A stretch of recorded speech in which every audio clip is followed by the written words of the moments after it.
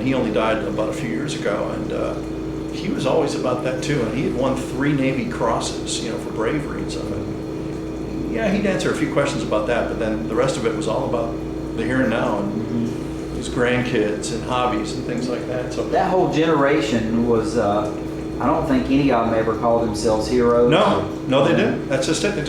We were doing a job. We did what we had to for our country, and God love them for doing that. And if they hadn't, I guess we'd be speaking German now. That's right, or Japanese. Or Japanese. Japanese. I mean, just in any number of ways. And I wonder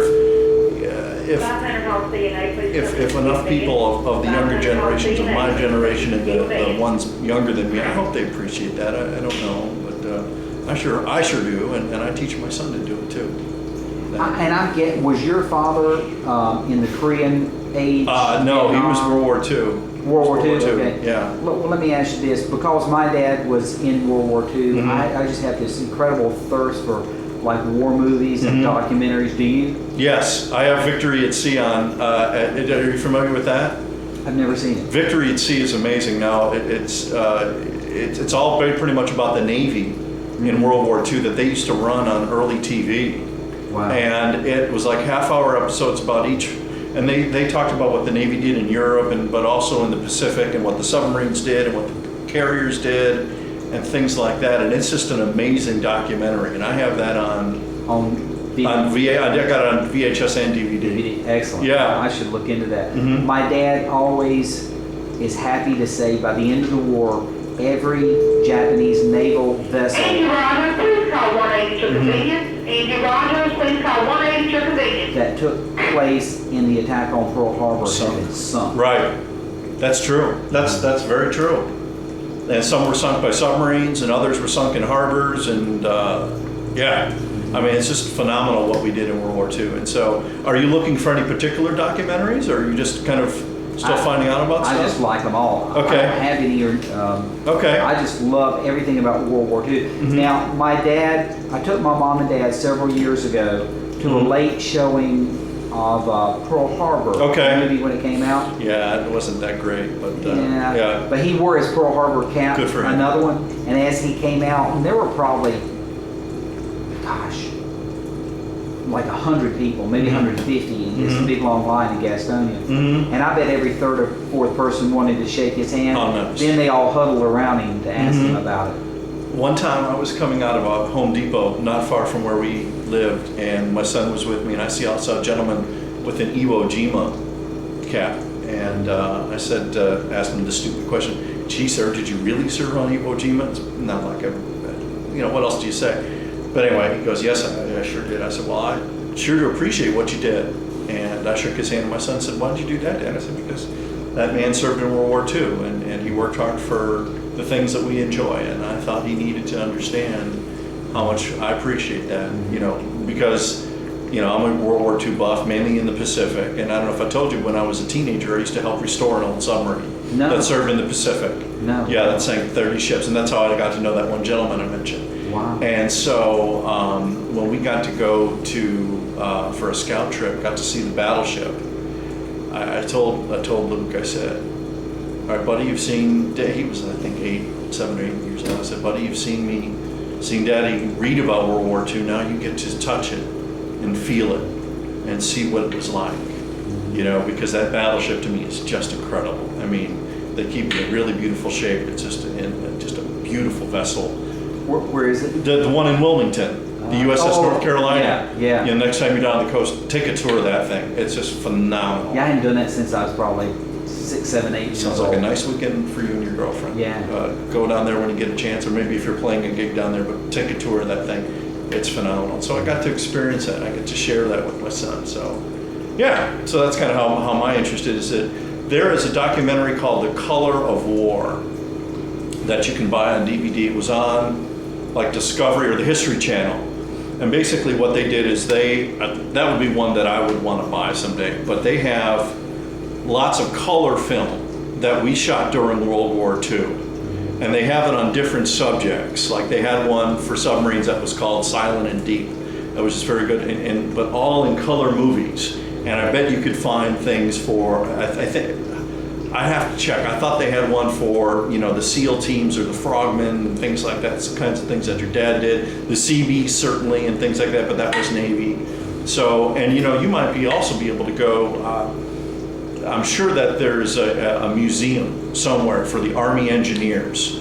For all I know, it might be out in Bragg or something like that, or else there's like a historian in Washington or somebody that might be able to tell you a lot about his units and things like that.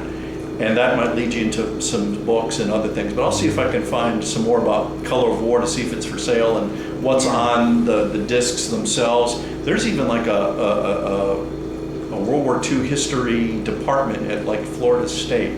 Oh, wow. That is always kind of interested. Did you ever see Band of Brothers? I did not. I heard it was awesome. Yeah, I didn't see Band of Brothers because we didn't get HBO at the time. Haven't seen Private Ryan.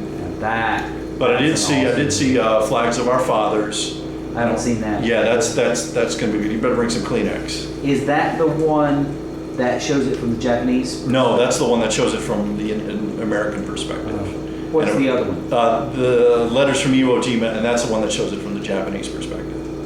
So that's and I didn't see that in the movie, but I'll probably rent that or something like that. But I came out of college and I bought a Mitsubishi TV and a Mitsubishi VCR. I bet you heard from it. Yeah, Dad said, there it is, my son buying products from the company that built the engine to the Japanese Zero that bombed me. That's right. So 1941. I've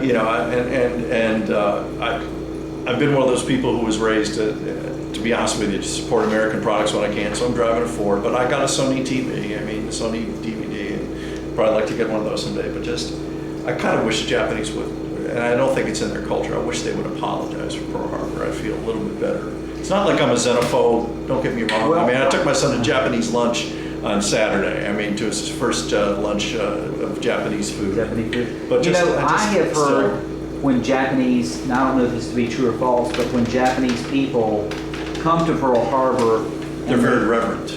Well, I've heard they don't know anything about it. Yeah, because there's not in their books. Yeah, it's not in their history books. And even before, World War II, there was, or before Pearl Harbor, they invaded China and they just did awful things to the people in China. It's known to us as the Rape of Nanking, and they call it the Nanking Incident. Mm-hmm. And it's just, come on, let's, rewrite of history. They need to face, and on the same token, the Soviet Union. Not too many people know that Stalin, had lots of people killed and things like that. And so, yeah, they kind of need to face their history. I wish they'd face their history and feel even better about them as a culture. I mean, I'm against them, but I'm just saying, wow, a little bit of lack of accountability. Yeah, thank you. From a cultural. Yeah, I mean, there's now the debate over what they did to Korean and Chinese women as far as making them into sex slaves. Mm-hmm. And they've been very slow or very kind of beating around the bush to apologize for it. And so, anyway. But I will be back in touch with you. Let me talk to the boss about getting a picture. Okay. And one thing I'd love to do, I mean, certainly through you and talking with your father one-on-one does a great job as far as introducing and letting me understand what kind of person he was. But if there's some people such as the mayor or any longtime friends that can tell me even more about what he's like and what kind of character he was, you're welcome to call them ahead of time, but if you could give me a few names, I'd love to be able to talk with them to help talk about the story too. I will. Unfortunately, some of his very close friends now passed away. Exactly. Paul Ryan would have been a perfect one, Virginia, some that go back with him. Yeah. I'll tell you one, Arnold Tarr. Okay. Still living. Arnold Tarr was in the hospital when my dad was in the hospital. Mm-hmm. He was in Pearl Harbor afterwards. Okay. Serving in a civilian capacity. That's right. Mm-hmm. Arnold Tarr went over to Europe later and drove the Jeep for a general in Italy. Yeah. Mm-hmm. And Arnold Tarr and my dad go back a long ways, and I've got this great old picture that they just brought to me. Okay. Of three of them standing on a pier in Waikiki Beach. Okay. And it's my dad and Arnold Tar and another gentleman. Erica, Isn't that please neat? come to the DON office. If you need to answer that, go ahead. So, anyway, but I'll be back in touch with you and things like Arnold that. Tar would be Okay. like one of the best guys out of this whole group that's kind of passed away. Okay. All right. Because he had that connection to my dad. Interesting thing about Arnold Tar is, I think in the Depression, he was hitchhiking down from New Jersey. Mm-hmm. Oh my. And this gentleman from Lincoln picked him up and he said, "Where are you going?" And Tar said something like, you'll have to ask him, but he said, "Wherever you're going," or whatever. And this gentleman said, "Well, I own a furniture factory in Lincoln." Go ahead. Really? Hey Jay, I am right in the middle of an interview. Could I call you in a couple of minutes? I'll do it. Thanks. Bye. All right. Anyway, the gentleman that picked him up said, "You should come to my town. We've got a nice little town here in the south, and I have a furniture factory, and I'll give you a job." Holy cow. So he's like, "Well, I don't have anywhere else to go. I'll go there."